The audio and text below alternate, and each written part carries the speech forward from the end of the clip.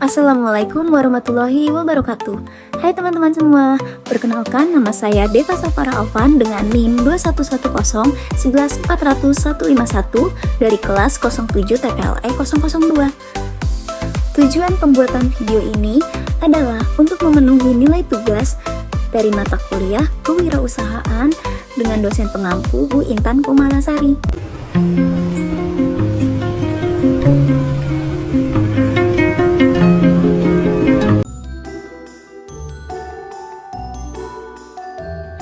Dalam dekade terakhir, Indonesia telah mengalami transformasi yang luar biasa dalam dunia kewirausahaan. Berbagai faktor telah memainkan peran penting dalam perkembangan ini. Yang pertama adalah teknologi. Sekarang, hampir semua orang punya handphone dan internet. Ini membuat para pengusaha bisa jualan online dengan lebih mudah loh. Mereka bisa pakai aplikasi seperti Tokopedia, Shopee, Bukalapak, dan lain-lain untuk menjangkau pembeli di mana saja. Yang kedua adalah dukungan dari pemerintah. Pemerintah membantu dengan memberikan pinjaman modal lewat kredit usaha rakyat. Sekarang, mengurus izin usaha juga lebih mudah karena bisa dilakukan online. Yang ketiga adalah cara pandang masyarakat yang berubah. Sekarang, banyak anak muda yang tertarik jadi pengusaha loh. Mereka tidak lagi berpikir harus jadi pegawai untuk sukses. Banyaknya kisah UMKM yang meninggalkan zona nyamannya untuk duduk di kantor dan memulai usaha dan sukses telah meningkatkan minat anak muda untuk ikut menciptakan lapangan kerja. Nah, bagaimana teknologi membantu usaha kecil menengah ya? Yang pertama, pengusaha bisa jualan online ke seluruh Indonesia. Lalu, pembayaran bisa lebih mudah pakai e-wallet atau transfer bank. Yang ketiga, mengatur stok dan keuangan pakai aplikasi di HP dengan mudah. Sementara, pemerintah membantu dengan cara pertama, memberi pinjaman modal dengan bunga yang ringan, lalu mengadakan pelatihan bisnis dan digital, lalu yang ketiga, membuat aturan yang memudahkan orang untuk membuka usaha. Semua ini membuat makin banyak orang berani memulai usaha sendiri dan membuat usaha kecil menengah di Indonesia tumbuh semakin maju.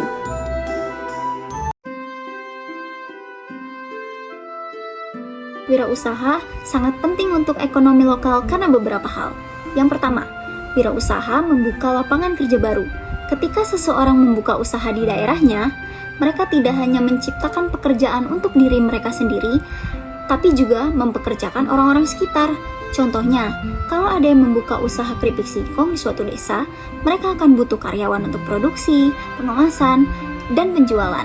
Lalu kedua, wirausaha membantu menggerakkan ekonomi desa. Misalnya, kalau ada pengusaha yang mengolah hasil pertanian lokal, petani setempat jadi punya tempat untuk menjual hasil panennya.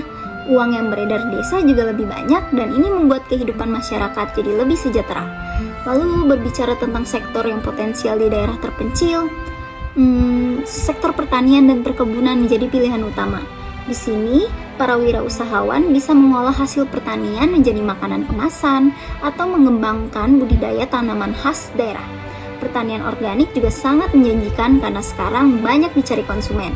Lalu sektor pariwisata juga sangat menjanjikan untuk dikembangkan. Para wirausahawan bisa membuka penginapan sederhana atau homestay, menjadi pemandu wisata lokal, atau membuat kerajinan tangan untuk oleh-oleh.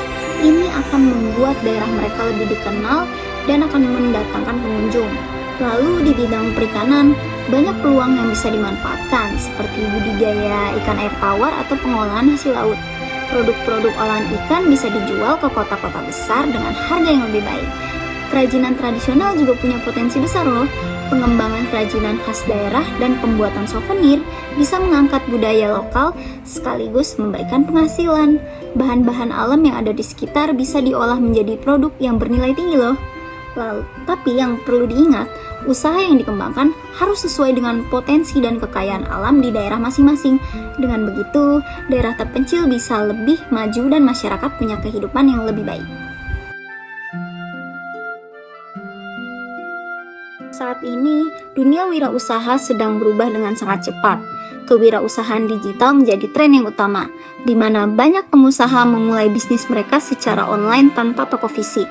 Mereka cukup menggunakan media sosial dan platform e-commerce untuk berjualan. Di Indonesia, kita bisa lihat bagaimana banyak anak muda sukses menjadi pengusaha digital. mulai dari jualan produk sampai jasa online. Startup teknologi juga berkembang pesat. Contohnya seperti Gojek yang awalnya hanya layanan ojek online, sekarang menjadi aplikasi dengan berbagai layanan. Hal ini menginspirasi banyak anak muda Indonesia untuk membuat startup mereka sendiri. Lalu ekonomi berbagi atau sharing ekonomi itu mengubah cara orang berbisnis, seperti yang kita lihat pada layanan sewa kendaraan pribadi atau tempat tinggal sementara. Tren ini membuat memulai bisnis menjadi lebih mudah dan murah karena cukup bermodal smartphone dan internet. Di Indonesia, tren-tren ini membawa dampak positif. UMKM tradisional bisa go digital dan menjangkau pasar yang lebih luas. Para wirausahawan juga jadi lebih inovatif dan menciptakan solusi baru untuk masalah sehari-hari.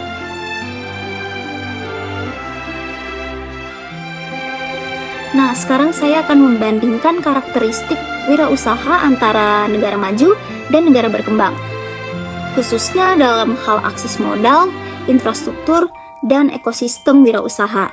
Bicara soal akses modal, negara maju seperti Amerika dan Jerman punya keuntungan besar.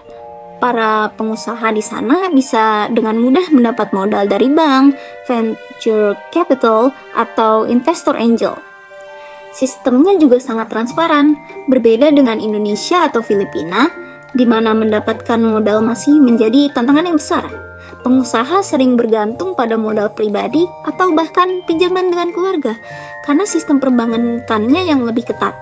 Dari sisi infrastruktur, perbedaannya sangat terasa.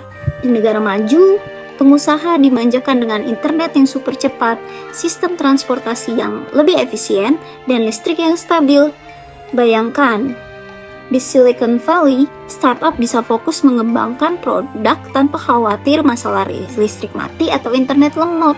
Sementara di negara berkembang, pengusaha masih harus pintar-pintar mengatasi kendala infrastruktur dasar. Ekosistem wirausaha juga sangat berbeda. Di negara maju, ada banyak inkubator bisnis, mentor berpengalaman, dan komunitas startup yang saling mendukung.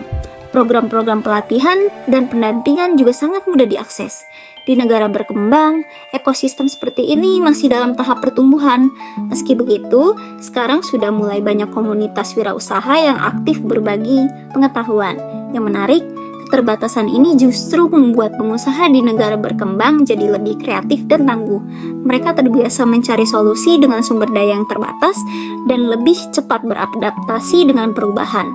Misalnya, banyak startup Indonesia yang sukses menciptakan model bisnis unik yang sesuai dengan kondisi lokal. Pemerintah Indonesia sebenarnya sudah membuat banyak program menarik untuk membantu para pengusaha. Program yang paling terkenal adalah Kredit Usaha Rakyat. Program ini sangat membantu pengusaha kecil yang butuh modal. Mereka bisa pinjam uang dengan bunga rendah dan prosesnya lebih mudah dibanding pinjaman yang bank biasa. Bayangkan, banyak pedagang kecil yang akhirnya bisa mengembangkan usahanya berkat KUR ini. Lalu untuk pelatihan, pemerintah juga punya program yang bagus seperti pelatihan digital marketing dan manajemen usaha. Dinas UMKM di berbagai daerah sering mengadakan pelatihan gratis. Ini sangat membantu para pengusaha yang ingin belajar cara mengembangkan bisnis mereka di era digital. Lalu, untuk pajak, pemerintah memberikan berbagai insentif yang menguntungkan. Contohnya, UMKM hanya perlu bayar pajak 0,5% dari omset. Ada juga pembebasan pajak untuk usaha kecil yang baru mulai. Lalu kebijakan ini membuat pengusaha pemula tidak terlalu terbebani soal masalah pajak. Dampak positifnya sangat terasa di masyarakat. Sekarang makin banyak orang berani memulai usaha karena adanya dukungan modal dari pemerintah. Para pengusaha juga jadi lebih pintar mengelola bisnis setelah ikut pelatihan. Yang paling penting, ekonomi di daerah-daerah itu jadi lebih hidup loh, karena banyak usaha-usaha kecil yang berkembang.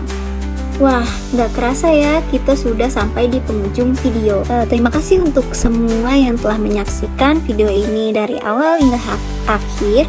Semoga dapat bermanfaat bagi para audiens, dan kurang lebihnya mohon maaf. Sekali lagi saya ucapkan wassalamualaikum warahmatullahi wabarakatuh.